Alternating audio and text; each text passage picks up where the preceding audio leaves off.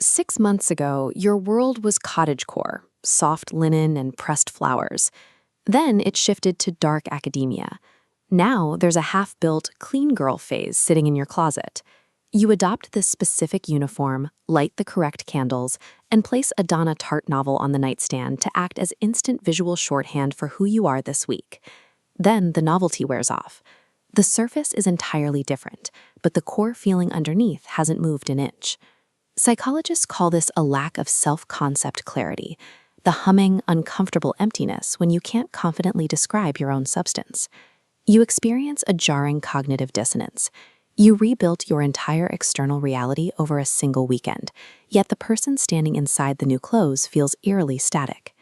This rapid swapping of colors and poses is a symptom of searching for an identity, not the discovery of one. The aesthetic gives you a crisp outline to trace, but leaves you entirely hollow when the trend passes. If your digital history looks like a graveyard of abandoned personalities, you aren't flaky and you aren't shallow. Trying on different versions of yourself is one of the most intensely normal human behaviors in existence. The catch is that you are doing it inside a digital machine built specifically to exploit that behavior. To stop spinning in the void, you first have to see the architecture of the trap you're walking in. Back in the middle of the 20th century, researchers started mapping the exact psychological stages a person moves through to reach adulthood. A psychologist named Erik Erikson looked at the teenage and young adult years and handed them one high-stakes job. He called it the identity stage, and the entire goal was to answer a single question: who am I? This chart shows how a later researcher, James Marcia, broke that process down.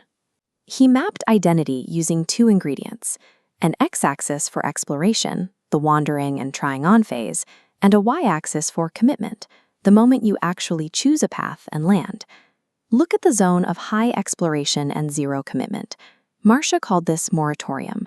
It is a culturally sanctioned pause, a safe laboratory designed purely for intense experimentation without permanent adult consequences.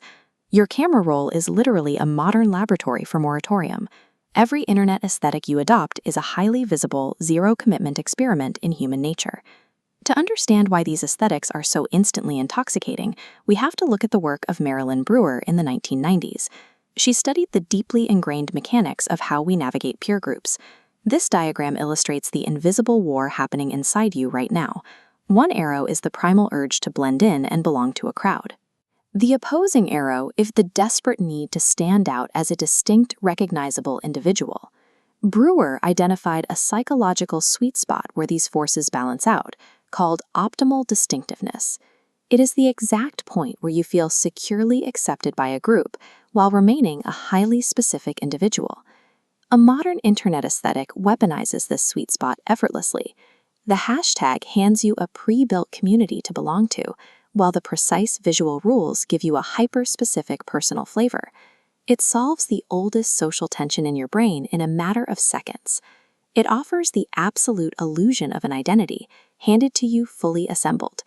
In a healthy developmental lab, you eventually sample enough identities to figure out what you actually value. But the feed doesn't want you to finish. The moment you start exploring a new look, the algorithm notices. It immediately slams down the walls, feeding you endless, repetitive variations of the exact same vibe, shutting off your natural curiosity. This triggers a dangerous state psychologists call foreclosure. It's what happens when you commit to a ready-made identity off the rack without ever genuinely questioning or building it yourself.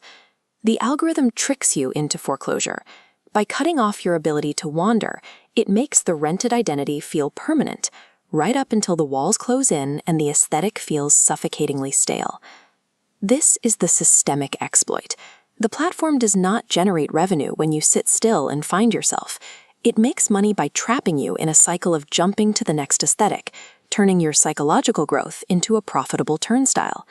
This endless cycling corrodes the very reason you started exploring. Healthy identity shifting is driven by genuine wonder and internal growth.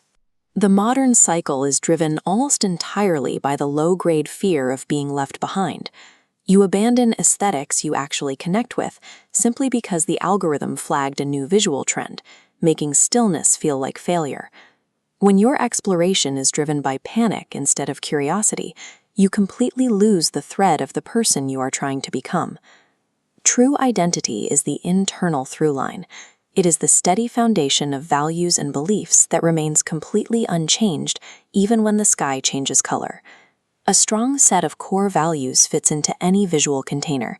You can be loyal and brave in dark academia tweed, and you can be loyal and brave in a plain gray hoodie. The test of your identity is what you would defend and how you would treat people if the camera was turned off and the feed ceased to exist. You are completely allowed to play in the lab, change your entire vibe on a Tuesday just for the fun of it. But build the actual person slowly, from the inside out, because that is the one thing no algorithm can ever sell you. Drop a comment below and let me know which aesthetics you've cycled through, and which ones, if any, actually stuck with you.